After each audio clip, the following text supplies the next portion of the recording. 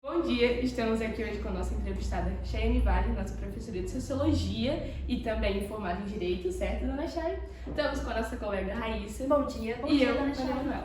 Seja bem-vinda ao nosso podcast. Muito obrigada. O nosso podcast vem com o intuito de mostrar o papel da mulher na sociedade e você, como uma figura muito importante dentro da escola e também no nosso meio, a gente decidiu falar com você, né? Te chamar para fazer uma entrevista no nosso podcast, além de ser uma pessoa importante, também uma pessoa que a gente tem bastante carinho. Podemos começar? Podemos. Dona Chay, a senhora iniciou seus estudos cursando Direito, certo? Exatamente. O que lhe influenciou começar por esse curso? Desde criança, na verdade, eu já tinha um pé na educação, porque minha mãe é professora, minha avó foi professora, minha madrinha é professora, mas a sociedade acaba dando mais prestígio para alguns cursos em detrimento de outros, de outras graduações. Então, a família incentivou que eu fizesse Direito e eu acabei ouvindo minha mãe e optei por esse curso que era na Univale de Tijucas. A senhora, se não tivesse optado por seguir o conselho da sua mãe, já teria iniciado na pedagogia? Na pedagogia não, mas no curso de letras, Letras. que eu acabei de me formar recentemente, né? Dona Chay está sempre estudando, a gente sabe disso, alguma faculdade ela está fazendo. Dona Chay, és muito ligada a direito, és uma pessoa justa, sempre certa, e isso aconteceu pela parte da sociologia, por estar estudando, ter estudado no caso, ou você já era assim desde pequena? Não desde criança, mas assim, desde a adolescência eu já tinha esse senso de justiça mais apurado, assim, eu já era de defender os que não tinham muita voz, já era de usar a minha voz para tentar fazer alguma diferença, assim. Na época eu não tinha noção do quanto isso era valioso, do quanto era importante.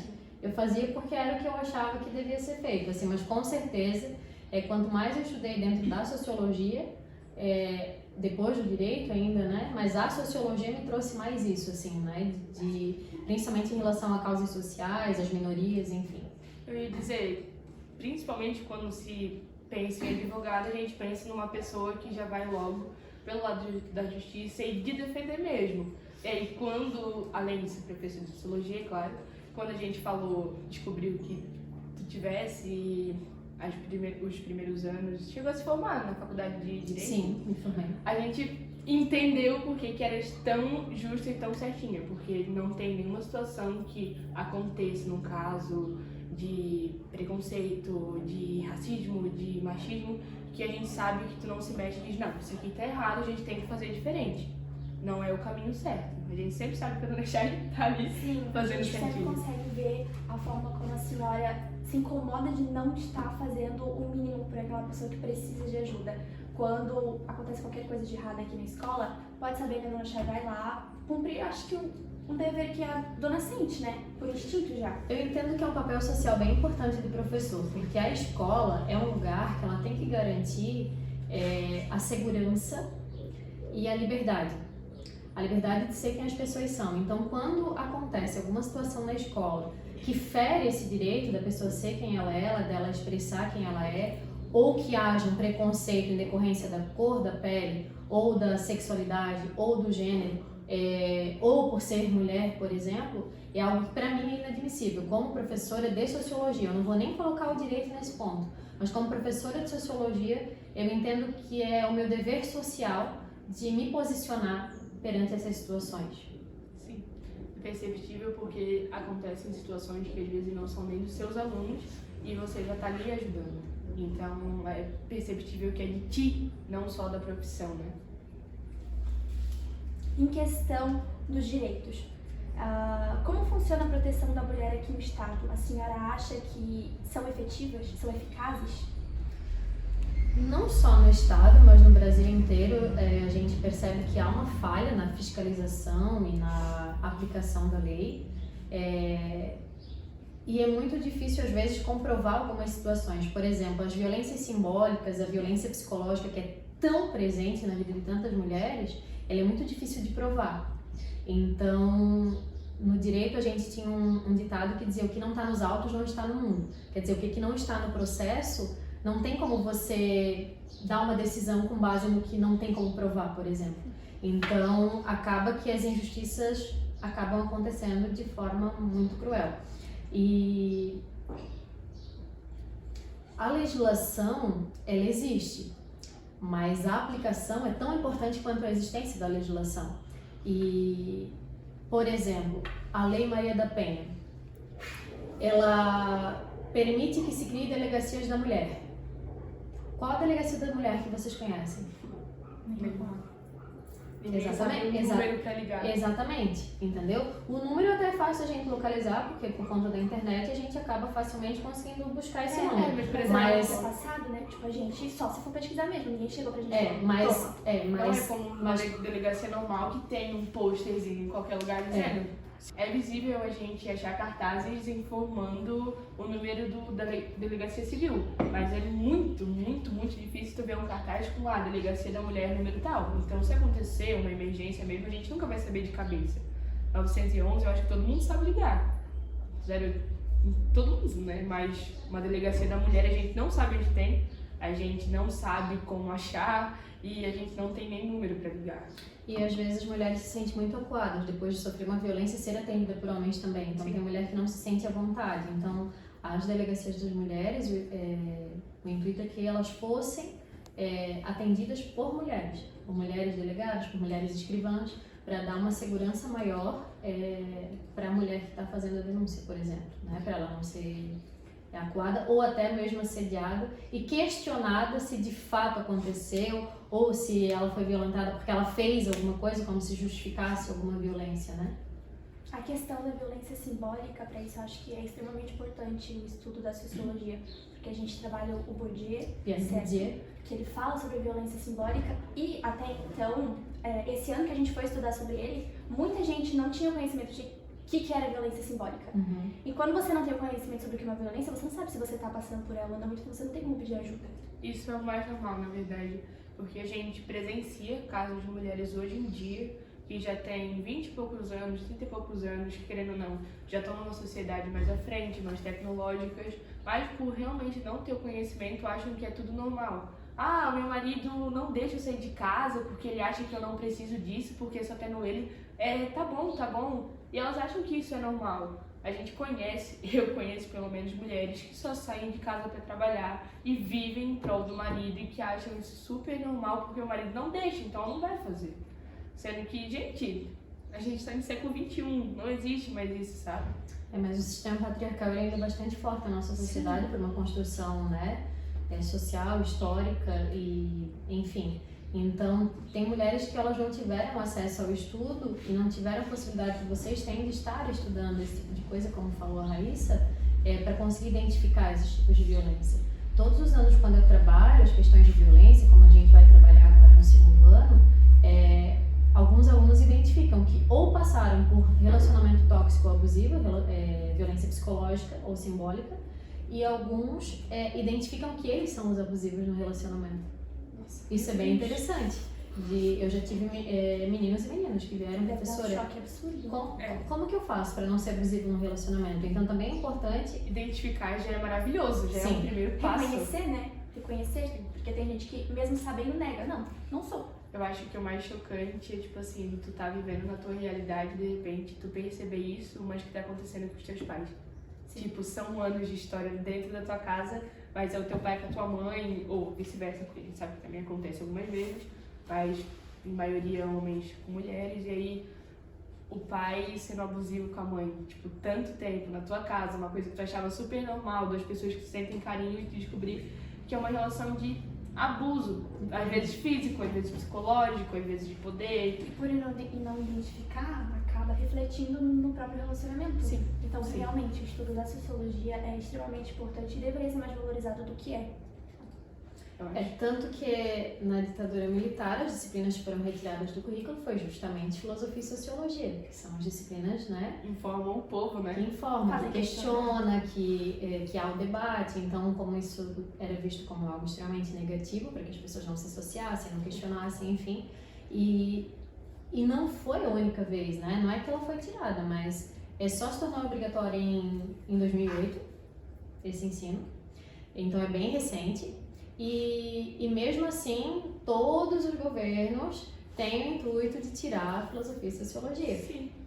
Em contramão de vários países do mundo que tem desde o ensino fundamental, desde da educação infantil, por exemplo. Claro que não é a mesma filosofia e sociologia que a gente usa no ensino médio, né? Mas já noções de cidadania, noções de como que funcionam as coisas, enfim. Então o Brasil está sempre na contramão, sempre achando que essas disciplinas não são importantes. Eu já escutei diretora de escola falar que deve tirar a sociologia e filosofia que não servem para nada. Pra não deixar o aluno questionar. Então é bem complexo, né? E eu entendo, não só como professora de sociologia e filosofia, que eu também estou me formando em filosofia, mas já entreguei o TCC, inclusive, estou só esperando a correção. Vamos dizer, a Dona Chay sempre estudando. Ela tá sempre fazendo alguma coisa. Mas eu entendo que são duas disciplinas extremamente importantes, principalmente para o adolescente, que vive hoje com tanta informação ao redor, mas tem dificuldade em selecionar essas informações para entender o que é válido, o que não é válido, o que é verdade, o que não é verdade. Né? A gente, como adolescente, também sente essa necessidade. É uma das matérias que, assim, acredito, não sei se todos, mas que eu tenho prazer em estudar, porque é uma coisa que... Gente, eu acho que a sociologia, desde que a gente começou a estudar, já abriu tanta coisa na minha cabeça, assim, porque mesmo a gente tendo a cabeça aberta, assim, mais pra frente, ainda tem umas coisinhas que a gente um pezinho atrás, ou não chegou a pensar, e a sociologia, ela vem... a criação que a gente teve, né? E aí vem a sociologia, ela te joga um balde e diz, vamos lá, vamos pensar nisso, vamos fazer, vamos abrir essa cabeça, é assim, assim, assim, e tem que ser assim, porque senão a gente não sai do lugar. Então, ter uma matéria na escola já que movimenta a gente, que instiga a gente, que faz a gente pensar, isso é uma coisa que é necessário. E também, assim, com tanta tecnologia ao nosso redor disponível, a gente também tem o hábito de pensar menos, porque tá tudo pronto. Tudo que eu preciso, eu pesquiso a qualquer hora. Então, esse instigar a pensar é um dos objetivos do ensino médio. A gente instigar o pensamento crítico, instigar o pensamento científico, estudar porque que há vertentes diferentes, filósofos ou sociólogos que pensam diferente, e a gente entender, inclusive, a época em que foram pensadas essas teorias, enfim, para a gente entender como é que funciona hoje, por exemplo, né? Eu acredito que a sociologia, junto com a filosofia, são extremamente importantes dentro de uma sociedade para a gente entender o funcionamento de uma sociedade. E há estudos que dizem que a sociologia não tem pretensão de mudar a realidade social, mas eu entendo que ela acaba mudando, porque faz esse abrir a mente. Que eu acho que ela vem quieta e, vem calma, vamos supor assim, e do nada ela realmente muda. Ela é silenciosa, ela vai entrando aos poucos e aí ela muda. Você começa pensando assim, não, vou estudar isso aqui, mas só pra saber o que é, pra ter um conhecimentozinho, mas aí você... Interessante, quero estudar aquilo ali. E se eu for um pouquinho mais a fundo?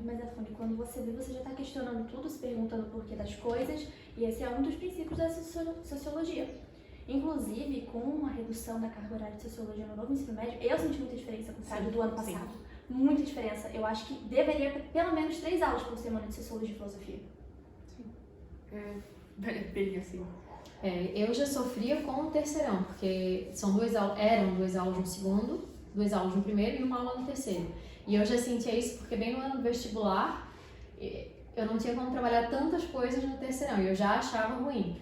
Quando mudou para 1 aula no segundo ano, me deixou infinitamente arrasada, porque eu também percebo que eu poderia trazer muito mais conteúdo, mas em função do tempo que a gente tem, ou do pouco tempo que a gente tem, eu não consigo trazer tudo isso. E a sociologia ainda tem assim, né? É diferente de você estudar para uma prova só. Porque tem coisas que a gente vai estudar para uma prova e não vai usar mais. A sociologia não tem isso. Eu ainda costumo brincar porque, às vezes, numa aula de matemática, difícil, quando que eu vou usar isso? Quando que eu vou usar a fórmula de Bhaskara? No que eu vou usar? Para que eu vou precisar aprender isso? Em sociologia, eu tenho o privilégio disso não acontecer.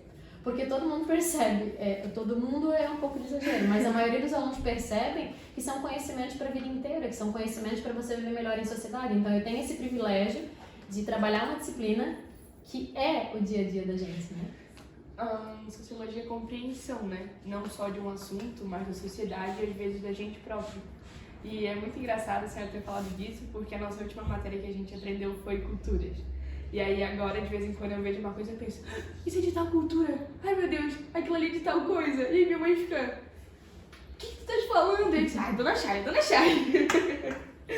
Porque é uma coisa, a gente mergulha. Quando a gente entra, a gente bota um pezinho e aí quando a gente vê, a gente tá mergulhando. É muito bom isso. Muito maravilhoso. Dona Chay, falando ainda sobre escola, quais são as leis ou os direitos que uma menina adolescente, estudante, tem aqui dentro do estatuto ou fundação? É que dependendo da idade, vão ser as leis que já existem para mulher e algumas vão se encaixar no Estatuto da Criança e do Adolescente, né? Mas eu vou ficar devendo essa porque eu não sei de cor todas as legislações, né? Mas é que, na verdade, são os direitos que toda pessoa tem, na verdade, né? De ser respeitado, de ter segurança no ambiente que está, de não ser questionada por conta das suas escolhas pessoais, por exemplo, né? Situações que possam constranger, humilhar, inferiorizar. E nesse caso, na verdade, não vai ser só em relação às meninas adolescentes, né? Mas em todos os adolescentes que se encontram na escola. Elas vão estar dentro disso. Claro que a gente sabe que as meninas acabam sofrendo mais por conta do que eu falei, que é do sistema patriarcal, né? Que exige mais das meninas. Por exemplo, se a gente for limpar uma sala, vamos chamar as meninas. Por quê? Porque desde que o mundo é mundo, a mulher faz o trabalho doméstico, cuidar da casa, da limpeza, da organização. Então, e hoje nós já temos vários meninos que compartilham dessa função em casa, mas por conta do sistema patriarcal que está incutido na nossa mente, a gente acaba direcionando para as mulheres, por exemplo. Né? Inclusive, aconteceu um caso com o meu irmão. Lá em casa, não tem essa de a Raíssa faz serviço doméstico e o Cauã joga bola. É separado igualmente para os dois. Aí na escola, estavam fazendo festa junina dentro da sala de aula, fez bagunça. A professora da sala, pediu para que os meninos fossem jogar na quadra para as meninas ajudarem a limpar. E o meu irmão falou, eu posso ajudar a limpar, eu ajudo a limpar em casa. Ela não permitiu, disse, não, pode brincar, porque achou que ia mais atrapalhar do que ajudar. Na verdade isso é bem frequente, é muito, né? Acontece diversas vezes. O mais comum é que em casa mesmo alguns pais acabam separando, tipo, a menina faz isso porque ela é menina, então ela tem que lavar a louça, ela tem que limpar o chão, ela tem que fazer o serviço da casa. Sim. Eu, como não tive irmãos meninos, né, eu só tenho uma única irmã, então a gente não passou por isso, assim, mas eu vivenciei com os alunos, daí, né, com vários alunos. Eu também, minha casa de família, porque minha família foram 6 meninos pra aparecer a minha prima e eu, de menina. São primos, né? Tipo assim, 6 meninos e do nada 2 meninas, ok. Só que nesse meio tempo todo, quando a gente tinha 10, 12, ele já tinha 16, 17. E aí acontecia a mesma coisa. Domingo tinha que colocar a mesa. Não, chama as meninas que estão brincando no quarto. Ah, mas os rapazes estão aqui com a gente. Não, chama as meninas, estão brincando no quarto, elas têm que ajudar também. Sempre assim, sabe? Hoje em dia mudou mais um pouco, porque eles estão namorando e as namoradas botam pela frente. Ah, não, lá em casa tu faz, por que tu não vai fazer? Faz comigo. Aí a minha tia fica tipo assim, como assim ele faz na tua casa? Por que aqui em casa ele não faz nada comigo? Aí ela diz, não, lá em casa ele faz, ele ajuda até a minha mãe às vezes. Aí ela fica tipo, gente, como assim? É uma coisa muito normal. Na minha casa, aí temos o exemplo do meu pai, né? A vida inteira ele fez todas as atividades, compartilhou tudo com a minha mãe. A minha mãe, sendo professora, né, e muito à frente do tempo dela, sempre dividiu as funções e as responsabilidades, então meu pai não tinha tarefa que meu pai não fazia, né? Só a amamentação mesmo, de resto, trocar fralda e brincar comigo e me levar para passear e fazer os serviços domésticos, não tinha trabalho que ele não fazia, passar pano, lavar louça, roupa, estender, né? Então... Meu pai também, assim... Passar eu não gostava muito porque ele queimava um pouco as roupas, mas assim, ele também passava se precisasse, né? Então, lá na minha casa, desde sempre, eu digo que a minha mãe é feminista muito antes de saber que existia o feminismo, por exemplo, né? Porque ela sempre teve essa visão, assim. Lá em casa, mesmo, a mãe foi ensinando o pai aos poucos, porque meu pai também acabou vindo um pouco do mato, do interior, e aí ela foi ensinando ele. E hoje em dia meu pai faz muito. E aí, do mesmo jeito que as pessoas que não são acostumadas têm estranheza de ver um homem fazendo, a gente que é acostumada tem estranheza quando, tipo, ai não, meu marido não faz, meu filho não faz. Muito isso. Eu fico, gente, tá, mas é tão simples. Mas gera mais estranheza para pessoas mais jovens como vocês, por exemplo, porque para pessoas mais velhas é completamente natural. Eu tive um aluno no SEJA que tinha 40 anos e a mãe dele chegou na casa dele e estava fazendo café para a esposa, porque ela tinha chegado cansada, ele estava num dia de folga, e ela ficou indignadíssima. Como que um homem está fazendo café para a esposa? Isso é função da esposa, entendeu? Então, para as pessoas mais velhas, isso é completamente natural, que a mulher faça os serviços domésticos e o homem fique no sofá, né, assistindo a televisão, por exemplo, porque o homem está cansado. Mas é que teve uma mudança social muito importante, que foi inclusive lutas feministas, né, da primeira onda feminista, que foi o ingresso da mulher no mercado de trabalho, que fazia sentido. Quando o homem saía o dia todo para trabalhar e a mulher ficava em casa, fazia sentido que a mulher cuidasse dos serviços domésticos porque ela estava em casa. Só que com a entrada da mulher no mercado de trabalho, isso não se consolida mais, não se efetiva. Por quê? Porque chega as duas pessoas cansadas. Se iguala. E se iguala. E a mulher também coloca o dinheiro dentro de casa e também, né, põe o pão na mesa. Então, hoje não faz mais sentido que a mulher, depois de trabalhar o dia inteiro, ela chegue em casa e ela tenha que cuidar das crianças, ver a tarefa, ver o uniforme para o dia seguinte, passar roupa, lavar roupa, fazer o almoço do dia seguinte. E o homem fica no sofá observando, assistindo TV. Né? Eu não lembro, mas eu escutei alguém falando uma vez. Ué, todo mundo reclama porque a mulher tem que fazer, a mulher tem que fazer. Só que tem que ser dividido, porque a conta é dividida, a tarefa também é dividida, tá todo mundo cansado igual. Os dois trabalham juntos. Ah, mas às vezes a mulher trabalha até as 5 e o cara até as 7. Mas pô, ela chega em casa e vai cuidar do teu filho, do filho de vocês. Então não tem problema se igualar um pouco nas tarefas. E eu também não acho que tenha problema. Porque pra gente, como a dona Chay disse, acho que é da nossa geração, mas a gente acha normal. Poxa, é uma ajuda. E eu sempre penso nisso. Se as duas pessoas estão ajudando, as duas pessoas acabam mais rápido e as duas pessoas descansam mais rápido. Sim. E a gente, inclusive, usa esse termo ajuda, né? O homem tem que ajudar. Na verdade, o homem tem que compartilhar. Aos pouquinhos a gente vai mudando, o vocabulário, porque eu usei várias vezes também a palavra ajudar, porque meu pai ajuda em casa. Não é uma questão de ajudar. Ajudar é quando não tem obrigação. Na verdade, é uma questão de compartilhar tarefas, né? Que é cada vez mais comum. Mas eu já vejo que as mulheres mais jovens, elas têm educado os meninos já mais para isso, né? Não tem tanto essa diferença de pai, menino, então ele não vai fazer. E eu acho isso bem importante. Acho bem importante que tenha muitas mulheres, muitas famílias, não só mulheres, né? Mas muitas famílias que tenham educado, que estejam educando crianças para serem seres melhores em sociedade, conviver melhor em sociedade. Né? Pessoas da nossa idade é notável.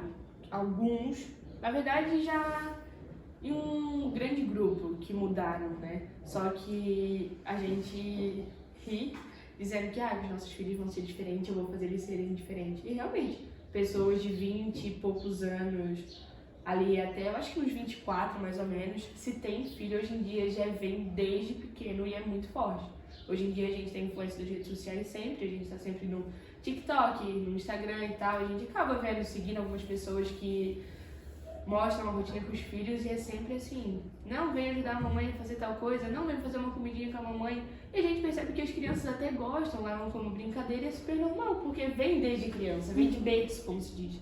Então não é uma coisa que vai causar uma estranheza lá na frente. Ai, não, eu não cozinho, sabe? O meu irmão, de pequeno já, ele gostava de estar na cozinha com a minha avó. Ele é apaixonado por cozinhar e fazer qualquer coisa na cozinha. Eu não. Eu detesto fazer qualquer coisa na cozinha. Se puder fugir, eu fujo. E aí, a minha avó, uma senhora já, quando chegou lá em casa e viu o meu irmão ajudando a minha mãe na cozinha e eu não ajudando ela, sentada, conversando, interagindo, ela achou muito estranho. Como assim? A Raíssa tá sentada e o Cauã tá ajudando? Aí, a gente até entende, porque querendo ou não, é uma senhora já, então a gente releva, explica, não, vó, é porque ele gosta, aí a gente deixou, mas eu também faço. Dona Chay, a gente tinha mais uma pergunta a ver com a escola. Não sei se seria possível responder, porque essa é mais assim.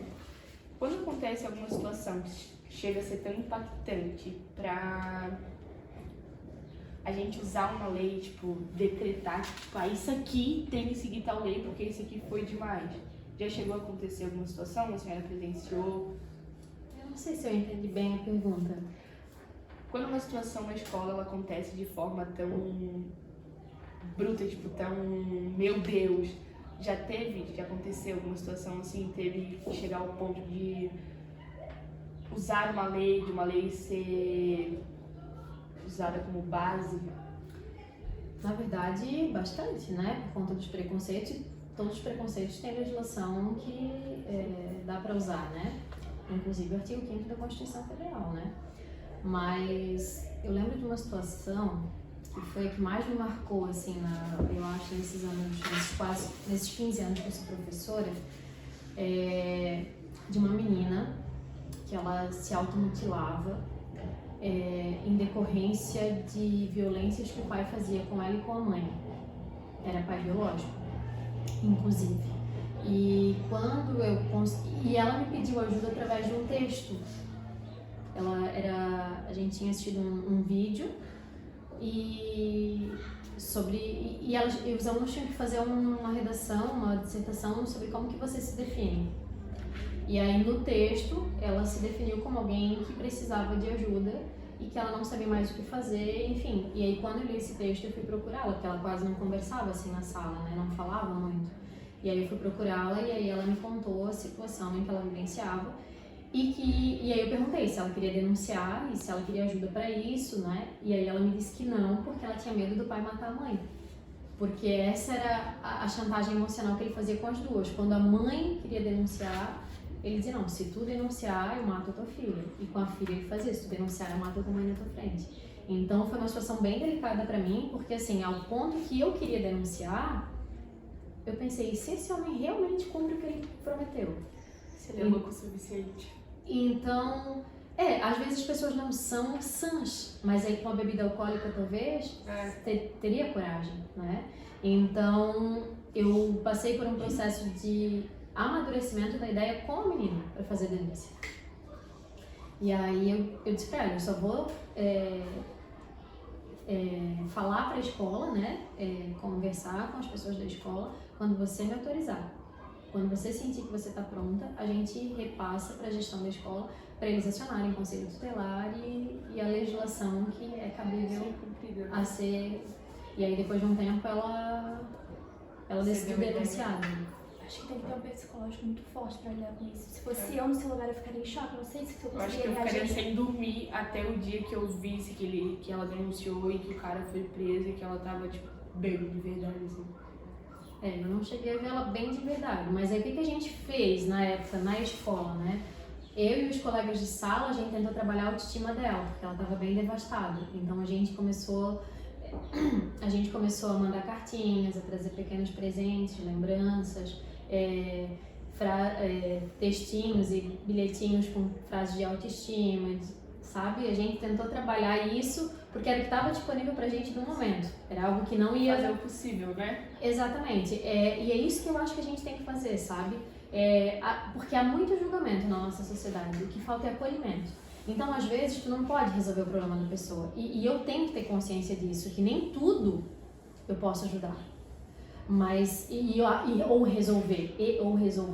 Mas acolher, sim. Então, que a gente consiga fazer o acolhimento, porque de julgamento o mundo está cheio. A senhora acha que com a instituição de tantas leis em prol do bem-estar da mulher, os crimes vão começar a diminuir ou até se reduzir a zero? Nós temos um problema que é a quantidade de denúncias. Então, é muito difícil saber se diminuiu ou se aumentou. Porque, por exemplo, com a Lei Maria da Penha, que foi promulgada em 2006... aumentou a quantidade de denúncias, porque como tinha uma legislação, começou a ter uma legislação específica contra a violência doméstica, as pessoas começaram a conhecer mais a lei e denunciar mais. Então a gente não consegue ter uma noção exata se diminuiu ou se aumentou. Por quê? Porque aumentaram as denúncias, não quer dizer que aumentou de fato os crimes, a quantidade de crime, entendeu? Sim. Então sempre tem essa dificuldade da gente identificar de fato se aumenta ou se diminui. Por quê? Porque pode aumentar a quantidade de denúncias, não quer dizer que aumentou a quantidade de crime. E pode diminuir a quantidade de denúncias, mas pode ser por medo, por exemplo, de denunciar. Então é muito difícil fazer essas análises de diminuiu ou não diminuiu. Mas eu sempre acredito que o debate, as pessoas terem mais acesso e conhecimento em relação às leis, faz com que aumentem as denúncias. Em contrapartida, a falta de credibilidade no sistema judiciário também faz com que tenha menos denúncias. Por quê? Porque a pessoa pensa, eu vou denunciar, vai ser preso e vai ser solto. Essa é a frase que eu ouvi E ainda tantas volta vezes. atrás de mim. Exatamente, foi isso que eu ouvi tantas vezes quando eu trabalhei no Fórum Municipal de Canelinha, que é a Casa da Cidadania, né? Que eu trabalhei 7 anos lá no Fórum Municipal. E várias vezes a pessoa dizia, eu só quero sair e sumir, porque eu tenho medo de denunciar e a hora que for solto vir atrás de mim. Então é muito difícil a gente ter essa noção exata, assim, se vai diminuir, se não vai diminuir, porque tem essa disparidade de quem efetivamente denuncia. E como eu mencionei antes, em relação às questões psicológicas, como é muito difícil comprovar, um monte de mulheres acaba não denunciando, né? Isso eu sempre achei uma... Na verdade, eu acho que todo mundo imagina isso. Uma loucura, porque é bem isso. Às vezes acontece muitos casos e 1 ou 2 são denunciados. Se são, às vezes, né? E vamos dar uma média. De 5, 1 é denunciado. Antes nem esses eram denunciados. E eu acho que era por medo. Hoje em dia, como a nossa geração, ou por causa da informação, já tem mais... Ah, tá, não, agora eu posso denunciar. Ah, agora eu estou mais protegida, agora eu tenho mais leis, agora eu tenho alguém que esteja ali pra mim, vamos supor assim. Eu acho que é por isso que é mais denunciado hoje em dia, né? E mesmo assim, nem sempre. Mas eu acredito que o medo ainda é um fator bem decisivo na hora da denúncia. Porque, por exemplo, se você não tem filhos é uma situação, mas aí se você tem filhos e o companheiro ou ex-companheiro diz assim, olha, se você denunciar ou contar para alguém, eu vou sumir com o teu filho e você nunca mais vai ver. Que garantia tu tem que ele não vai fazer de fato, né?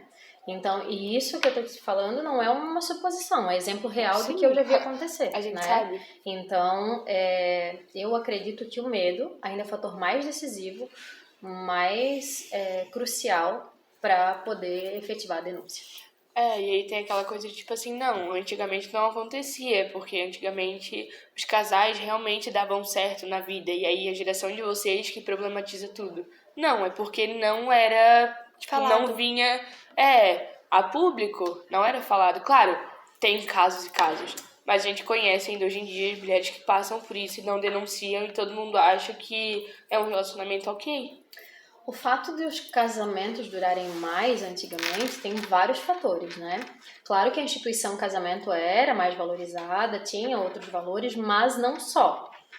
Por quê? Porque várias mulheres, por conta da pressão social, acabaram ficando com os seus companheiros, com os seus maridos, em decorrência da pressão social, em decorrência, mesmo sendo traídas, mesmo sofrendo violências, abusos, porque isso era considerado normal ou natural, né? Porque o homem tinha o poder, o homem era o provedor da casa, né? E muitas mulheres, inclusive, não tinham condições financeiras de se manter porque eram pessoas que cuidavam da casa enquanto o homem trabalhava. Então, se ela denunciasse ou ela saísse de casa, ela não tinha nada. Ela não tinha uma profissão, não tinha como se manter, principalmente quando tinha filhos, que a maioria dos casais tinham filhos.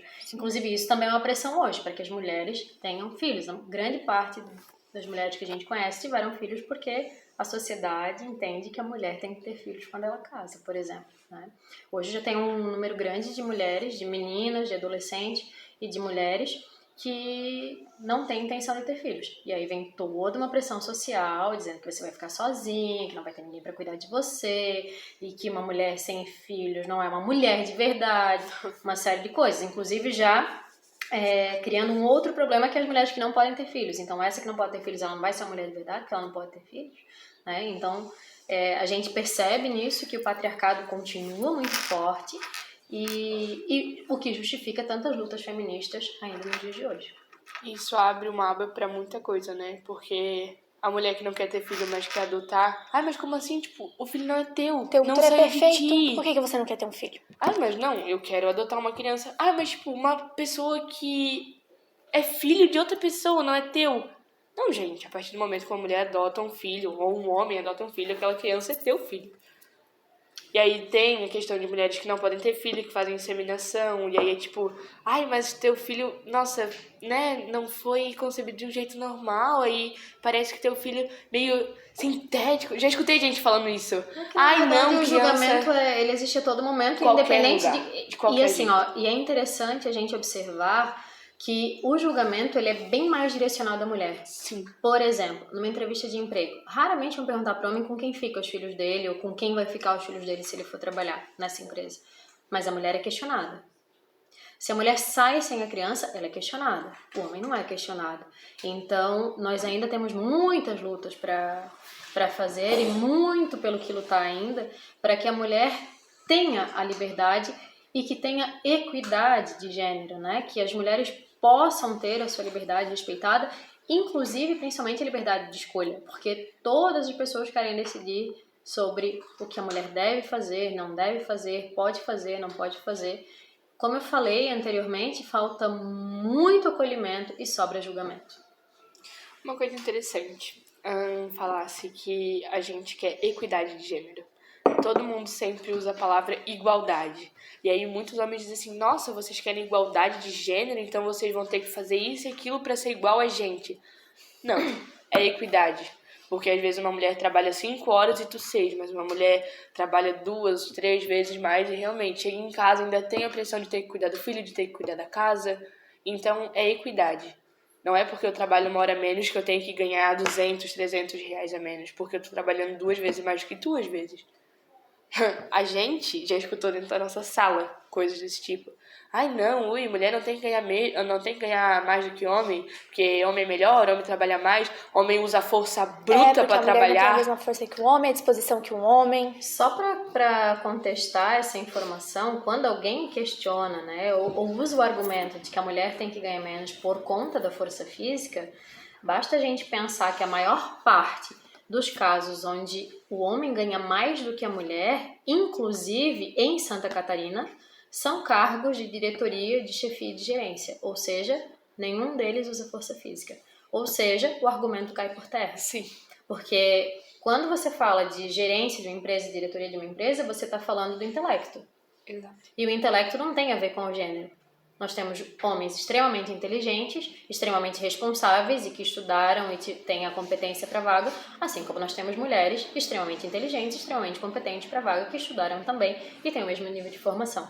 Então, para mim é mais do que óbvio que seja valorizado pelo intelecto e pela formação e não pelo gênero, né? Não faz nenhum sentido que você... Eu já ouvi... Desculpa. Eu já ouvi empresários e pessoas com pequenas empresas na nossa cidade de Canarinha dizer que não vai contratar mulheres porque elas engravidam. Isso acontece bastante. E aí você se pergunta, e se as mulheres não engravidarem, a gente vai acabar com a espécie humana? E depois Eles se reclamam que contradizem mulheres o não tempo têm todo. filho. Eles se contradizem o tempo todo. E aí, ao mesmo tempo, questionam por que a mulher não quer ter filho. Ou seja, como a gente disse, não pode ter paz um segundo. Tem julgamento em todo lugar. Independente do que tu escolher. Se tu quiser ser mãe, vai ser julgada. Porque, então tu não pode trabalhar. Porque tu tem filho, vai deixar com quem? Se tu não quer ter filho... Não, como assim você não quer ter filho? Então não tem uma escolha certa. Você tem que fazer o que você quiser. E quando bate as duas coisas, tá bom, tu trabalha aqui, tu pode ter filho, a gente não dá bola. Vamos dizer assim. Aí, vamos supor, 2, 3 anos depois, a mulher engravida tem que pegar licença maternidade. Não, mas é muito tempo pra te ficar em casa. O quê? 4 meses? Não é muita coisa. É muita coisa. E aí tem essa parte, eu acho que é uma das partes mais difíceis no processo de conciliar o trabalho com a maternidade. Inclusive, e principalmente quando essas falas vêm de mulheres. Eu acho que é mais cruel ainda, porque o julgamento vem de mulheres que poderiam passar pela mesma situação. E que têm filhos já. Que já têm filhos, inclusive. Eu Exatamente. já presenciei e é bem doloroso, assim. Eu já presenciei uma mulher criticando outra. Ela tava passando pela maternidade e a que criticou não. E criticando a forma como ela tava educando o filho, criticando por que ela tava tão acabada. Isso acontece muito. Sempre questionando por que a mulher tá tão acabada. Você tem que cuidar mais de você, mas ela tem que cuidar do marido, ela tem que cuidar do filho, ela tem que cuidar da casa, ela tem que trabalhar. Passando por um período da maternidade que é muito difícil, é muito cansativo, principalmente pra quem não tem uma rede de apoio, e ainda tem que ouvir de outra mulher que não tá passando por aquilo, mas poderia prestar solidariedade pra mulher. Então, assim, deve doer muito isso. E ao mesmo tempo, até quando você tem a rede de apoio, é muito fácil uma mulher ficar realmente acabada. Claro. Depois que ela tem uma criança ali, o pós-parto. Porque ela fica debilitada, uma mulher fica muito sensível. A própria mulher já se coloca pra baixo, pensa, nossa, mas eu era tão assim antes, eu era tão de outro jeito antes, porque o meu corpo não era assim, meu Deus do céu, será que eu vou ficar assim depois que eu ganhar e passar pelo pós-parto? Será que eu vou ser assim, meu corpo vai voltar ao normal, não vai? A própria mulher já fica se julgando. E você falou da questão da rede de apoio, né? E é importante considerar que, assim, a rede de apoio quem são? Outras mulheres, geralmente. Sempre. Avós, sim. Geralmente Mães. são outras mulheres que são a rede de apoio, então isso Acham também é que importante frisar. o trabalho do pai é botar dinheiro em casa. Não, o trabalho do pai é estar presente. O trabalho do pai é quando a mãe acorda de madrugada pra amamentar, levantar junto pra mostrar que tá fisicamente com ela, porque ela tá passando por um momento muito difícil ali, muito delicado, muito sensível. E muita gente acha, não, deixa ele dormir, que ele tem que trabalhar no dia seguinte, mas a mãe também tá cansada. Exato. Eu acho que a rede de Ela apoio não tem tá que vir dormindo, né? da mãe dela, da sogra dela, da fulana, mas não do pai. Porque o pai tem outras obrigações que não é com o filho. Veja bem, vou trazer uma situação polêmica da semana, né? A traição do nosso queridinho Neymar em relação à esposa grávida, né? Nossa, sobre isso, meu Não Deus. sei se vocês acompanharam, mas no perfil dele, eu não vi no perfil dele porque eu não o sigo, mas eu vi em vários outros perfis, né? Quando ele assumiu publicamente a traição, um monte de apoio. É isso aí. Errar é humano. A gente te perdoa. A gente, o povo, o público, a gente te perdoa. Sim. Não a mulher dele. Tipo, ela, não, tá, pelo momento, vou deixar passar, vamos dizer assim. Eu vi um Eu não momento. vou questionar a decisão da mulher, ela Não, tá, então, ela é gestante, mas assim, é isso que eu tô dizendo. eu fico Ela pensando tinha que se decidir. fosse ela que tivesse cometido a traição. Nossa. Será que seria da mesma forma? Sem Entendeu? dúvidas que não. Basta a gente pensar que a Luísa Sonza houve uma suposta traição que nunca ficou comprovada e nunca foi assumida e sofre o julgamento até hoje. Sim. Foi ameaçada de Eu não morte. sou, Exato. foi ameaçada de morte. Até- Eu não sou defensora nem de um nem de outro, né? Acho que cada um tem as suas particularidades e eu não tenho essa idolatria por nenhum dos dois. Mas, como mulher, eu percebo a diferença no julgamento. Quando há uma possível traição que a mulher fez e quando há, de fato, uma traição cometida por alguém que é queridinho no Brasil em decorrência do futebol. Então, esse tipo de coisa a gente tem que se questionar. Por que há essa diferença no julgamento em relação aos homens e às mulheres? Com as mesmas atitudes, por exemplo. Toda traição, ela é reprovável. Com certeza. Inclusive, principalmente uma mulher em estado de gestação, né? Então, é isso que eu penso que a gente tem que fazer dentro das aulas de filosofia e de sociologia. Questionar esses comportamentos, inclusive para a gente se policiar. Porque é muito fácil a gente também fazer os julgamentos. E eu não estou isenta disso, eu não sou uma pessoa que eu também não julgo. Às vezes, e geralmente, fica dentro da minha cabeça. Mas eu acabo fazendo o julgamento mesmo no meu pensamento. Por quê? Porque eu fui criada nessa sociedade extremamente patriarcal. E a gente acaba reproduzindo isso no nosso cotidiano. Ali no caso da Luísa Sonza, inclusive lá no início, eu cheguei a pensar, não, ela realmente deve ter traído, que mancada, mas eu não expus. Depois de um tempo, eu me corrigi, falei, não, claro que não. Ela já falou que não, se ela disse que não, pronto, é a voz dela que é válida, mas só pararam de atacar, entre aspas, ela, quando ele veio a público falar, não, ela não me traiu. E, na verdade, ela, sendo mulher, não tendo uma fonte comprovando e dizendo sim, aconteceu, sendo só vamos dizer, uma falácia. Uma suposição, uma uma fofoca, falácia. vamos dizer assim. Até hoje, em alguns shows que ela vai, fãs, né? Pessoas que vão no show falam, comentam. Rede social é quase todo santo dia. Twitter, que é uma fonte de... Nem sei que posso explicar como é. Twitter não tem um Todo adjetivo. santo dia tem coisas. Ela vem a público reclamando diversas vezes de gente que ameaça ela de morte, que fala: o Neymar, semana que vem, ninguém vai lembrar. Não aconteceu, ele não, recebeu eu não muito vi. apoio, né? Tipo, tinha um comentário de uma mulher lá, falando lindo, amo vocês, lindo, O pai lindo, dele, lindo, né? maravilhoso. Parabéns, meu filho. Eu pensei, oi? Parabéns por ter traído a sua esposa grávida. É o que a gente tava falando no começo desse assunto. Não foi ela que veio a público dizer: gente, não quero que comente sobre esse assunto. Não, foi os outros, parabéns, eu te perdoo. Gente, é ela que tem que saber da relação dos dois. Ela tem que saber da família dos dois que eles estão querendo agora. Não é um público que tem que julgar como é que vai ser uma família. Exatamente. Chay, a sociologia trabalha com a sociedade, mostrando lugares de fala, tudo mais, sempre presente. Onde é que a mulher, na sociologia, é mostrada nessa sociedade? Não sei se eu consegui compreender o que tu quer. Me ajuda. Tipo assim, onde que a sociologia mostra a mulher na história, no lugar de fala? Isso é bem recente, né? Inclusive, a gente trabalha com a maior parte de sociólogos homens e sociólogas mulheres não têm o mesmo peso. Isso a gente percebe claramente, assim, né? E eu até tenho uma coisa para compartilhar importante, que eu tenho uma ex-aluna que está se formando em Direito esse ano, e ela vai fazer um trabalho sobre os direitos das mulheres e vai tratar e fazer o trabalho inteiro, o TCC inteiro, só com autoras mulheres.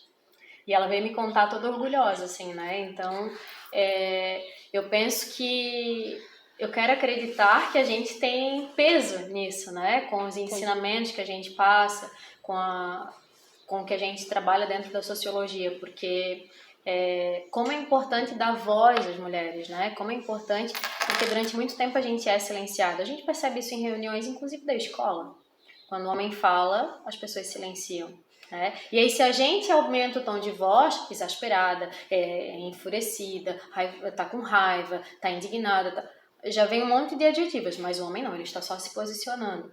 Então, são coisas muito sutis, mas que a gente percebe diariamente, né? Sim. Então, eu acredito que através do feminismo as mulheres têm buscado mais espaço e a gente já conquistou muito mais espaço, inclusive em posições, né? Por exemplo, nós temos mais deputadas mulheres, temos mais senadoras, senadora ainda menos, né? Mas assim, hoje em dia conquistando outras profissões. Várias profissões que durante muito tempo foram exclusivamente masculinas. Sim. Então, e aquilo que eu falei antes sobre o intelecto, serve também para a força física. Não significa que todos os homens vão ter mais força física que mulheres. Então, as vagas, elas têm que ser direcionadas por conta da capacidade e competências, né? E não por conta do gênero da pessoa, sim, por exemplo. A professora falou ali sobre a questão do trabalho. Isso é muito interessante, porque desde o começo do ano, quando a gente começou a estudar em sociologia, até em filosofia e nas nossas trilhas agora, que a gente está tendo, a gente procurou muita coisa sobre mulheres autoras, lugar de fala, empoderamento, lugar da mulher na sociedade, tudo. E sempre eram escritos por homens, sempre tinha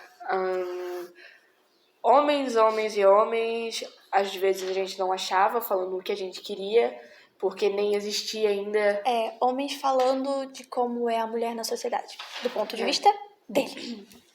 E aí, tipo assim, mulheres... Inclusive, tem um livro, né, que ele fala sobre a visão dele das mulheres. Sim. De uma comunidade. E mulheres eram pouquíssimas coisas, tipo livros de 1, 2, 3 capítulos no máximo, que a gente leu em 2 dias, eu acho. E, tipo, nada demais. Claro, tem muitas historiadoras, mulheres, só que a gente procurando aqui no Brasil ou até em Santa Catarina, muito pouco. Então, saber que tem TCC, tem gente falando disso, tem gente se interessando, porque ela vai ter que fazer toda uma pesquisa para falar com propriedade disso. Então, é uma coisa fantástica. Eu acho que tem, geralmente não são tão levadas a sério quanto o homem. Tu pode pegar, por exemplo, o livro da Djamila. Não vai ter o mesmo impacto que o do Bourdieu, por exemplo. Sim. Então, isso realmente é uma coisa a questionar dentro da sociologia. E assim, tem que se pensar também que a Djamila é uma mulher negra. Isso também tem peso, né? Sim. Por quê? Porque além de ser mulher, tem todo o peso do racismo que ela carrega. Então, ser uma mulher negra no Brasil tem muito peso. Por isso que ela é tão importante dentro do lugar que ela fala. Por isso que ela é por isso que os livros dela têm tanta relevância social. Eu li um livro dela que foi sobre feminismos plurais. E teve um capítulo que me tocou muito, que foi o outro do outro. Sobre a hierarquia que tem na sociedade, que é o homem branco, a mulher branca, o homem negro e a mulher negra. Então, pensando em saúde pública, primeiro vai o homem e a mulher branca. Depois vem o homem negro. E aí depois vão pensar na mulher negra. A mulher negra sempre vai ser o outro do outro. Quando eu li, tipo assim, eu nunca tinha parado pra questionar isso. Quando eu li, vendo da visão da Djamila como uma mulher negra falando sobre ela ser o outro do outro, cara, me fez pensar muito. Então, esse tipo de debate ou de estudo faz a gente questionar os próprios privilégios, né? Porque a coisa mais difícil que eu vejo dentro dos estudos da sociologia, não a mais difícil, mas uma das mais complexas da gente identificar e entender, é você entender, reconhecer os próprios privilégios. E aí, quando você estuda as questões das desigualdades sociais, é que você vai percebendo que o que é óbvio para você, o que sempre foi claro para você, não é o óbvio para a maioria das pessoas. Por exemplo, ninguém nunca vai te negar uma vaga de emprego por dizer assim, ai, Raíssa, sua pele é branca demais, você não se encaixa nessa vaga. Mas com a pele negra, sim. Inclusive, tem pessoas que receberam e-mails dizendo que o seu tom de pele não se encaixa na paleta de cores da empresa. Isso já aconteceu. Facilitou porque o processo veio fácil, né? Porque aí tinha como comprovar diretamente. O problema é quando eles só olham pra pessoa e dizem que você não se encaixa na vaga. E aí, faz o quê? Aí tu não tem como comprovar que foi por conta do racismo. Embora esteja, simbolicamente, a violência ali estabelecida. Entendeu? Sendo que muitas vezes a pessoa é habilitadíssima para o cargo porque tem curso, tem experiência, tem vivências, às vezes já passou por um cargo daquele e saiu para procurar algo melhor, tá se encaixando naquele emprego, e aí a pessoa olha para ele e diz: não, você não se encaixa no que a gente pede. E aí ainda faz, tipo, olha pra pessoa inteira no que a gente pede. Sim. Ou questiona, né? Não, você se encaixa na vaga, mas teria como alisar ou prender esse cabelo, por exemplo? Como já teve mulheres que já passaram por essa situação, né? Ou meninos, não dá pra raspar esse cabelo? Então, a pessoa tem que renegar, talvez, a própria cultura, os próprios gostos e as próprias escolhas para poder se encaixar nas caixinhas da sociedade. E aí ele pode tomar a decisão de dizer, não, eu não quero. E aí corre o risco de ficar desempregado. Ainda tem isso. Então a pessoa escolhe, né? Tem que fazer uma nova escolha a partir do que ele precisa no momento. Isso é bastante comum com mulheres, homens também, mas mais mulheres de raízes africanas que acabam usando turbantes, lenços ou roupas que são mais coloridas. E aí dizem, tá, mas tem como vir sem isso? E ainda porque tá chamando muita atenção. Tá, tuas roupas não tem como mudar, se é algo neutro, preto, e também sem esse cabelo muito amarrado pra baixo pra não chamar atenção. Não tem como tirar a trança. É muito comum isso, é uma coisa que deixa a gente triste um pouco. Porque eu imagino, se alguém chega pra ti e a Raíssa diz, não, corta teu cabelo porque não vai se encaixar no trabalho, vem com uma roupa toda preta que não mostre nada de ti, porque a gente não quer isso aqui no teu serviço. Uma coisa é tu trabalhar num fórum e tu saber que tu tem que ir de terno porque é uma vestimenta do local. Uma coisa é eles não deixarem tu usar uma roupa que seja um pouco mais colorida e que mostre a tua cultura porque eles não acham necessário, que é muito chamativo. Inclusive, eu lembro que quando eu trabalhei no Fórum de Tijucas, nós recebemos eu trabalhava durante um tempo, eu trabalhei na promotoria e durante um tempo eu trabalhei na sala da Ordem dos Advogados, né? Antes dela ser separada do fórum. Hoje ela é em outro local, né? Ali atrás do ginásio. E aí, eu lembro que nós recebemos uma advogada da Bahia e ela tinha bastante trancinhas, assim, uma mulher negra linda, né? Cheia de trancinhas e com... Como que chama aqueles prendedores coloridinhos? Tererê, eu acho. E ela cheia de prendedores coloridos e com vestido bem colorido, assim, parou o fórum inteiro para ver a advogada, né? E questionando se era mesmo advogada, pedindo para mostrar a carteirinha, né? Questionando se de fato era. Então, é o tipo de coisa que a gente não está acostumado a vivenciar. E aí dá um choque, né? Tipo, como assim? Sim, ela é advogada e uma excelente advogada e não é a roupa dela, o cabelo que vai interferir. Sim, se ela é uma boa profissional ou não é uma boa profissional. Eu pressuponho que possa acontecer muito nesse âmbito do direito, de tipo uma pessoa, eu preciso de um advogado agora para um processo. Aí vem uma mulher negra e fala, não tem como ter outro? Eu não queria bem essa aqui. É porque vai que ela não é tão competente, né? Porque já tem essa inquisição sobre ela. Estigma, né?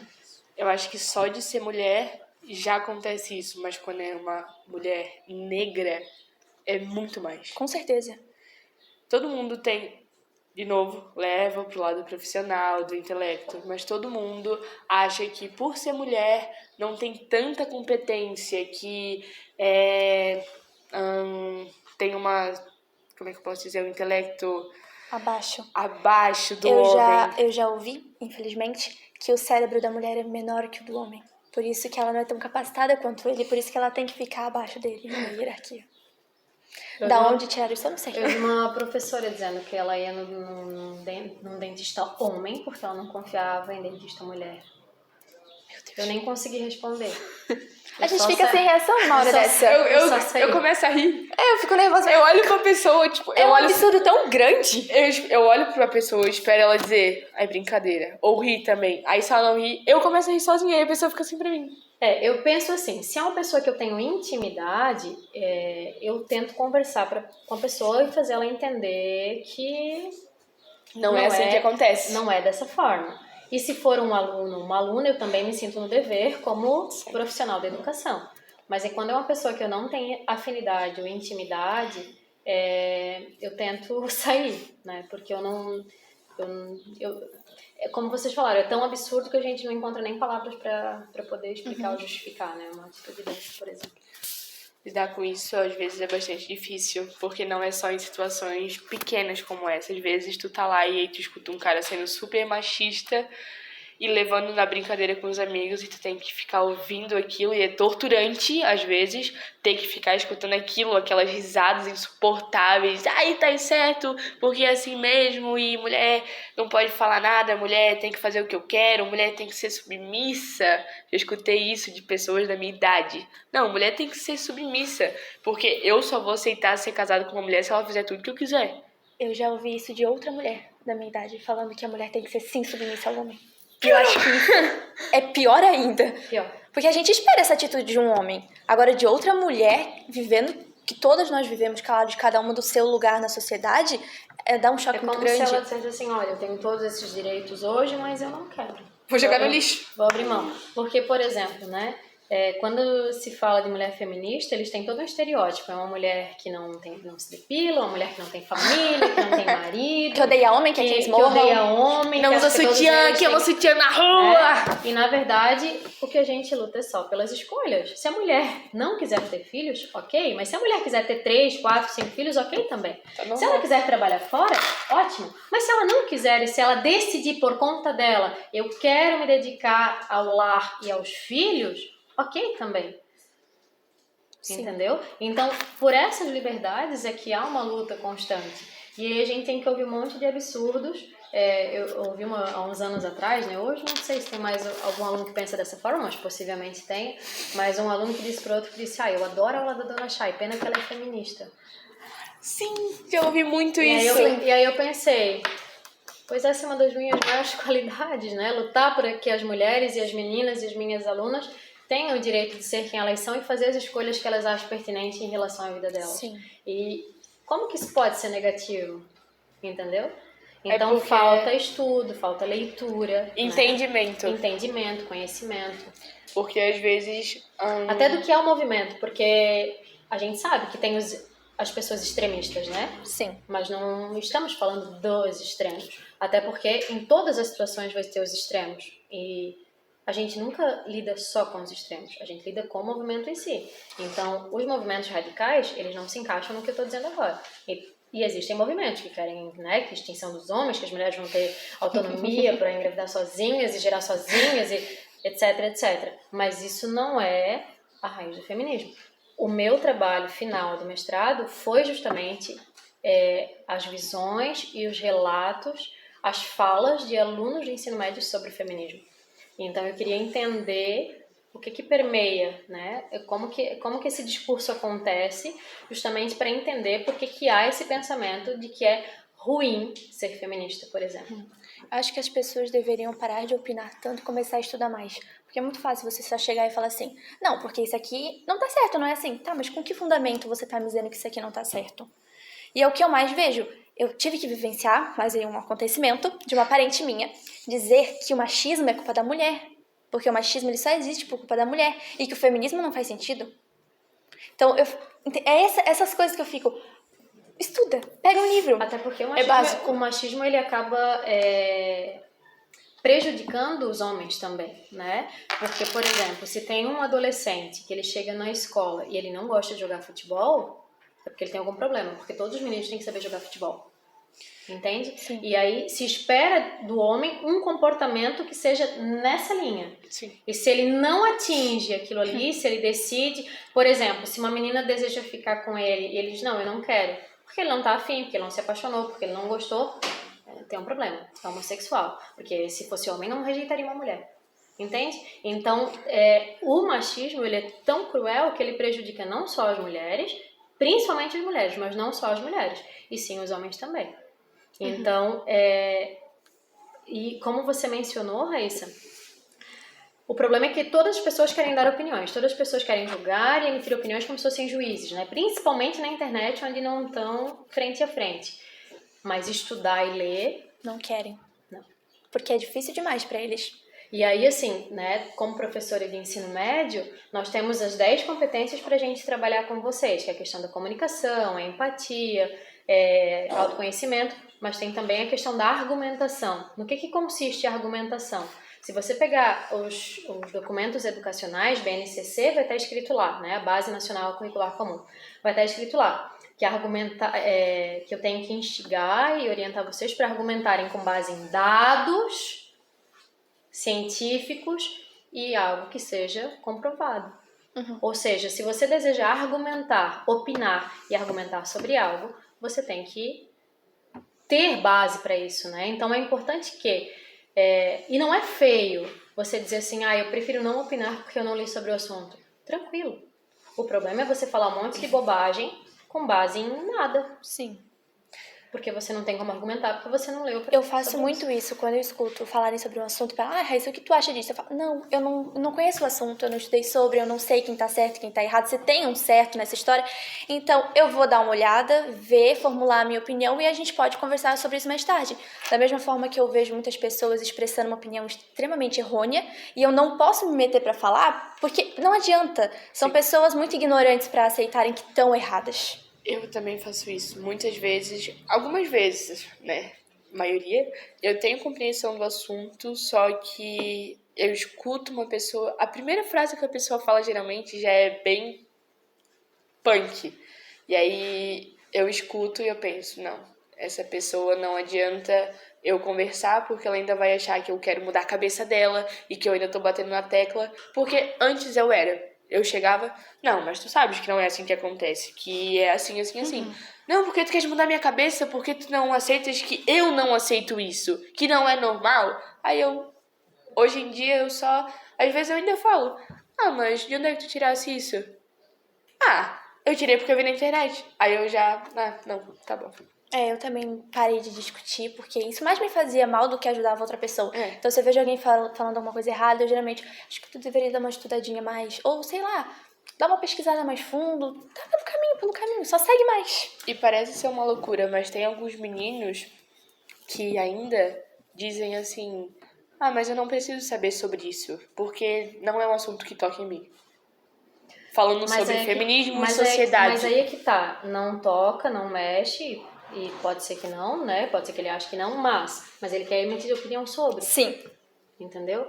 Então, eu não tenho problema com um aluno que pensa diferente ou que ele tem uma ideia diferente. O problema é quando ele não consegue argumentar e comprovar com base em alguma coisa que seja sólida, que seja válida, que seja verificável. Por exemplo, se tem todos os dados comprovando uma situação e ele não traz nada contra aquilo ali, aí não tem como justificar uma opinião contrária, por exemplo. Então, o problema não é ter uma opinião contrária, é você não saber fundamentar e argumentar aquela opinião. Geralmente, mas é a minha opinião, tu tem que respeitar. Eu já tentei explicar que existe opinião errada. A partir do momento que eu te apresento fatos que comprovam que tu tá me falando não tá certo, não é coerente, a tua opinião tá errada, tu pode ter uma opinião contrária à minha, desde que tenha um fundamento sólido. Exatamente. E mesmo se a gente pensar na legislação, né, a liberdade de expressão, é a minha liberdade de expressão, mas a liberdade de expressão ela também tem limite. E qual é o limite da liberdade de expressão? A lei. A própria Constituição Federal. Então, se você vai emitir uma opinião que é preconceituosa, que é discriminatória, isso já não é mais opinião, isso é crime, entendeu? Então, sim, tem como ser uma opinião errada quando ela ultrapassa os limites da lei, por exemplo. Acho que eles confundem muito opinião com discurso de ódio. Sim. Sim. E a internet facilitou isso. Principalmente a internet, que daí tu fala assim, não, mas isso aqui tu não pode falar, isso aqui já passa do aceitável, vamos dizer assim, porque tem coisas que a gente ainda finge que não vê. Aí eles dizem, mas é a minha opinião, tu não pode me calar, porque aí tu já não queres que eu fale, e aí tu que estás fazendo contra mim, porque daí já é um preconceito. Cara, Eles acham que a preconceito internet porque é terra eu disse- sem lei. é, E qualquer coisinha que tu fale, eles podem estar atacando, discriminando outra pessoa, podem até estar estimulando aquela pessoa à morte como já com aconteceu em as Santa falas Catarina. deles, e você falar, não, isso aqui não tá certo, você tá me censurando. E a minha liberdade de expressão. Tua liberdade de expressão acaba a partir do momento que ela fere outro indivíduo. É bem isso. Não acontece só na internet, né? Acontece em todo quanto é canto. Dona Chay, nos nossos próprios estudos em sociologia, nós falamos bastante como é ser mulher. E eu imagino que com o intuito de informar e moldar uma geração com uma cabeça mais bem estruturada para lidar com o mundo e não chegar, tipo assim, e pegar tudo De surpresa. de antemão, de surpresa. A senhora acha que essa afirmação é coerente? Eu penso que, como vocês falaram no momento anterior, a sociologia tem esse objetivo de abrir a mente, né? De proporcionar novos horizontes. Inclusive, o primeiro texto que eu trabalho em sociologia com os alunos, que é o surgimento ou o que significa sociologia, para que serve a sociologia, a frase final é: a sociologia oferece novas lentes para ver o mundo. O objetivo é esse, que você tenha uma abertura maior para você se entender melhor dentro da sociedade, né? Então, eu acredito que ser mulher é você entender quais são os seus direitos, quais são os seus deveres como cidadã numa sociedade também, porque a gente não tem só direitos, a gente entender quais são os limites da lei e a gente entender que a gente tem a nossa liberdade e que ela deve ser respeitada.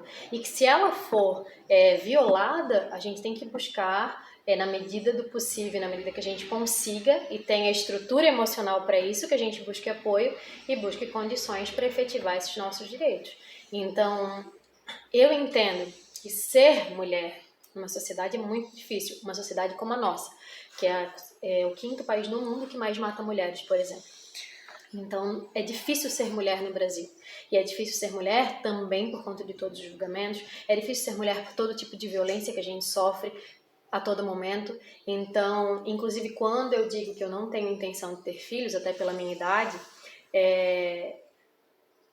e eu vejo outras mulheres serem questionadas, né? Eu não tenho comentado mais nesse tipo de debate, eu só leio, e aí as mulheres são questionadas e sempre tem vários homens para dizer, mas a mulher tem que ter filhos e tal, porque meu sonho é ser pai.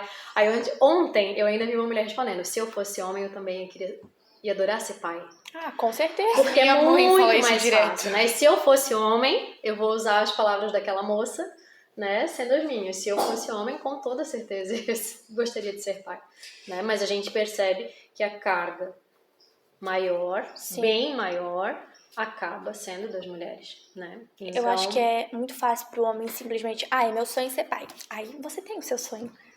Não quero mais brincar de casinha. Aí abandona a paternidade. É muito fácil para um pai simplesmente dizer que não quer aquilo. Você vai falar o quê? Não, ele é homem, é imaturo. O homem demora mesmo para amadurecer. Mas tu é guerreira. Mulher é guerreira. Eu não quero ser uma mulher guerreira. Eu quero ser uma mulher respeitada com os meus direitos. E se eu quero, né? Se for a minha vontade ter uma família, eu quero ter o suporte do meu marido. a gente falou da argumentação e de basear os nossos pensamentos e opiniões, né? Essa opinião minha e sua, elas estão fundamentadas possivelmente na quantidade de crianças que não têm o pai no registro, por exemplo.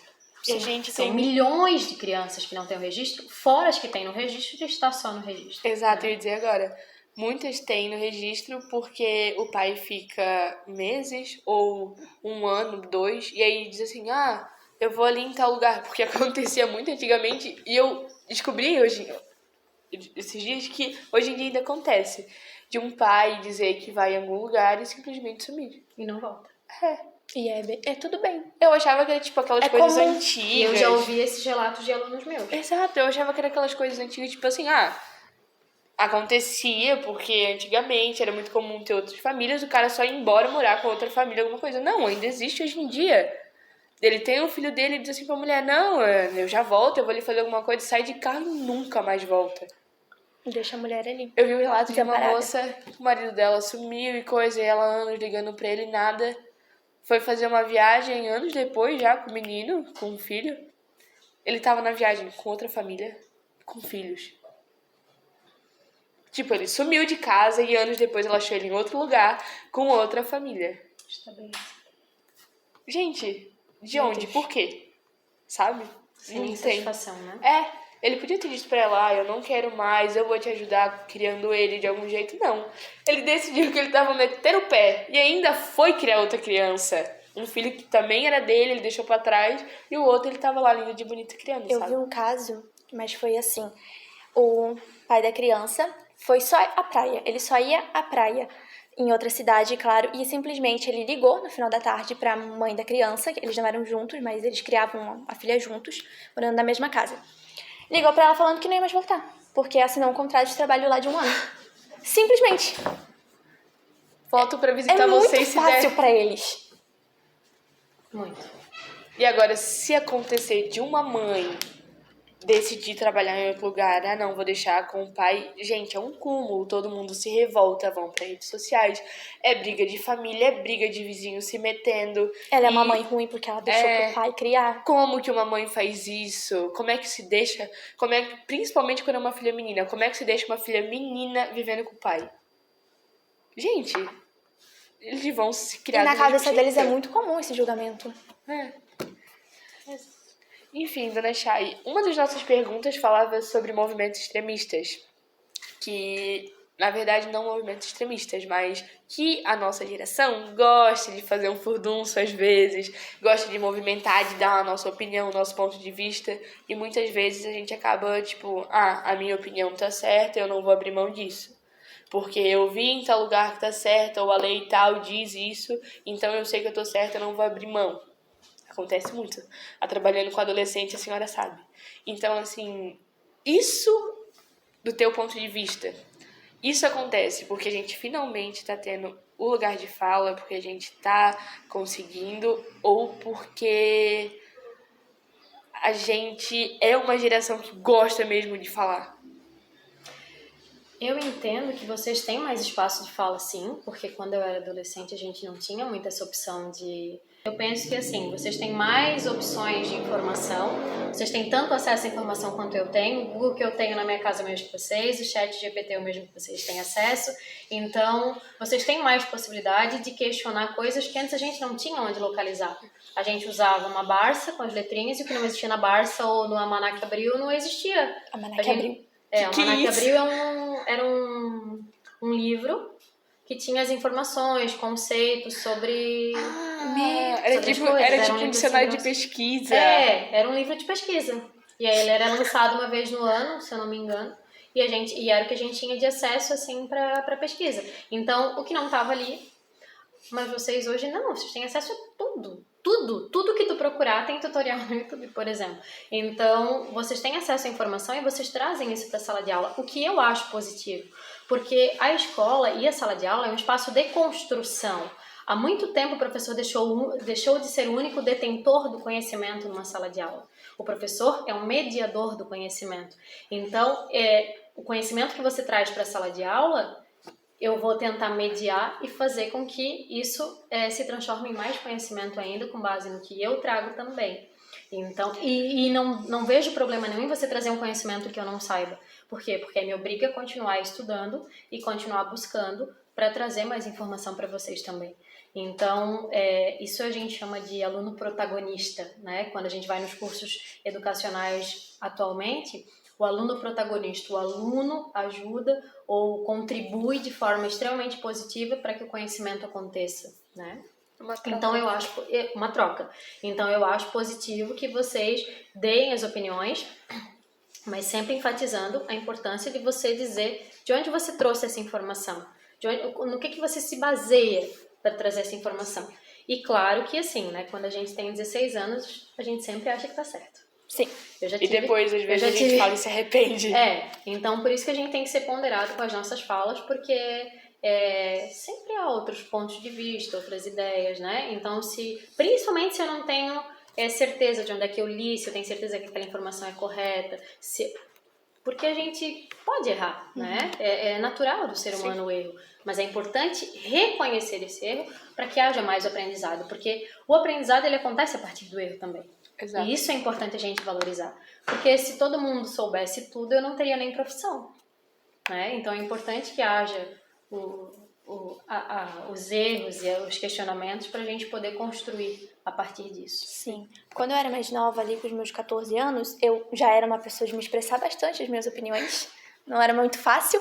Aí eu saía por aí falando, não, a minha opinião é essa, essa, essa. Atualmente, eu tenho 17 anos. Eu evoluí desde os meus 14 até os meus 17. É normal? Então, quando a gente evolui, quando a gente estuda, as nossas opiniões mudam. Sim. Então, a opinião, ela pode ser modificada. Aí, Claro. esses dias, sobre um assunto que eu já tinha uma opinião formada, eu falei assim, não, mas eu já não penso mais tanto assim, porque eu fui ver, é mais assim, assim, assado. Falaram, tá vendo como você fica se contradizendo? Eu falei, não, eu não fico me contradizendo. Eu mudei o a ser minha opinião, humano eu aprendi. tá em constante evolução. Exato. Se a minha opinião se modificou para um ponto positivo, quer dizer que eu estou estudando, eu estou aprendendo mais. Se você para no tempo, a tua opinião é a mesma de 2017, tá na hora de você evoluir como ser humano. Exato. Isso mesmo. Eu já escutei algumas pessoas falando, tipo assim... eu até tenho uma opinião sobre isso, mas eu sou um pouco confuso. Aí, confuso? Como assim confuso? Como tu é confuso com a tua própria opinião? É porque antes eu achava uma coisa e agora eu acho outra. Tá, então tu não tá confuso. Tu entendeu, mudou de ideia. Mas tipo, e o que eu falei antes? Não tem problema, tu mudou de ideia, tu aprendeu às vezes com o teu próprio erro. Mas é bem isso. Eles não vão dizer que eu tô me contradizendo ou que eu sou mentiroso, alguma coisa assim. Isso não, é normal. A gente muda, a gente aprende, principalmente quando a gente erra, porque a gente vê que aquilo ali tem que ser mudado, tem que ser pensado. Tu corre atrás pra ver como é que é, pra também não se realmente mentir, se contradizer mais à frente. Não tem problema, eu acho que é uma coisa natural, é do ser humano mesmo. Exatamente. Como mulher e socióloga, como você compreende a sociedade e o seu lugar nela? Eu, como vocês já mencionaram mais de uma vez, eu estou sempre estudando, né? Sempre buscando ter mais conhecimento, entender melhor a sociedade. A sociedade está em constante evolução, assim como a nossa legislação, um pouco mais devagar, mas também tenta acompanhar essa evolução da sociedade, ou essa transformação da sociedade, porque eu acho que nem sempre ela evolui. Às vezes eu tenho a impressão que não há uma evolução tão grande, mas uma transformação. Então, como professora, como estudiosa, né, do direito até, porque eu ainda continuo estudando as legislações, eu penso que o meu lugar na sociedade, e talvez daqui a um tempo eu mude de ideia ou pense um pouco diferente, mas o meu lugar na sociedade é ser um ser humano cada vez melhor para conviver em sociedade e tentar fazer a minha parte. Eu penso que o início de tudo é exatamente isso, você entender que você precisa fazer a sua parte, porque as pessoas justificam, eu não vou fazer o certo porque outra pessoa também não está fazendo. Eu estou fazendo errado, mas todo mundo está fazendo errado. Não justifica. Quando a pessoa tem caráter, tem honestidade, quando é uma pessoa que ela é correta nas ações dela, ela não vai se deixar influenciar porque todos os outros estão fazendo errado. Então, eu penso que o nosso objetivo como ser humano e o nosso objetivo dentro da sociedade, independente de estudar o direito, independente de estudar a sociologia ou a filosofia, eu penso que isso é função de todos nós. A gente fazer a nossa parte. A gente fazer a nossa parte e ser flexível para entender que às vezes o outro está numa situação que ele não está conseguindo fazer a parte dele. Por um transtorno emocional, por um trauma, por uma dor, por alguma situação que ele não está conseguindo atingir, e aí é hora de eu fazer o acolhimento e ser flexível para poder entender essa situação. Então, como professora, retomando, eu tenho a intenção de fazer vocês enxergarem um mundo um pouco diferente, de fazer essa abertura que eu disse, né, de abrir as lentes para ver um mundo um pouco diferente, um pouco além do que a gente vê, porque a gente mora em cidade interiorana, cidade muito pequena, que a gente, né, não tem acesso a muitas coisas, muitas coisas culturais, por exemplo, mas nós temos a internet, que tem o mundo inteiro dentro dela. Então, que eu consiga conduzir vocês e mediar esse conhecimento gigantesco que ele está disponível a todo momento. Cheguei até a me perder, assim, eu. Dona Chay, a gente está chegando no fim do nosso podcast. Depois de tanta conversa boa, hoje também foi um aprendizado. Você Foi abriu realmente nossa uma mente troca. mais um pouco. A gente queria saber se você tem se tu queria deixar algum recadinho, alguma coisa marcada aqui, falar alguma coisa, talvez um conselho pra gente, pra geração, pra quem tá ouvindo. Eu sou extremamente feliz com a minha profissão, extremamente orgulhosa por ter alunos como vocês. Eu não sei se tem tantos professores tão apaixonados pelos próprios alunos como eu. Eu sou muito, como eu já mencionei, muito grata pela escolha que eu fiz. Foi uma escolha, tanto que eu me formei em outra graduação e depois eu fui buscar a educação, porque eu penso que, com a frase do Nelson Mandela, né, que a educação é a melhor forma é a única forma, talvez, da gente mudar o mundo, e eu continuo acreditando nisso. Quando eu perder essa esperança, quando eu deixar de acreditar, é hora de sair da educação. Porque eu penso que é através dela que a gente muda a forma de olhar para o mundo, de agir no mundo. Então, é com essa fala que eu encerro e agradeço a vocês a oportunidade e me coloco à disposição para qualquer momento que vocês queiram conversar. A gente agradece por essa entrevista maravilhosa. Eu acho que, sem dúvidas, foi um dos podcasts que mais rendeu e que vai ficar marcado na nossa história, não só de forma didática, mas de forma como pessoas. Muito obrigada. Obrigada. Muito obrigada, Dona Chay.